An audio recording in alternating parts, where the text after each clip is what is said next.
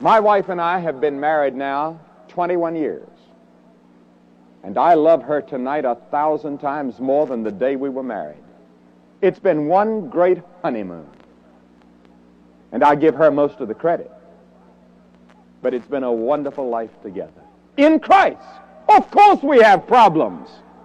Of course we have times when we don't agree. But it's been a wonderful life to pray together, to talk together, to share life together, and to rear children together. And many times we've been forced right back on God. And how wonderful to have God to go to. Unhappiness, we haven't had any in our married life. It's been heaven on earth. But it would not have been had it not been for Christ in our home.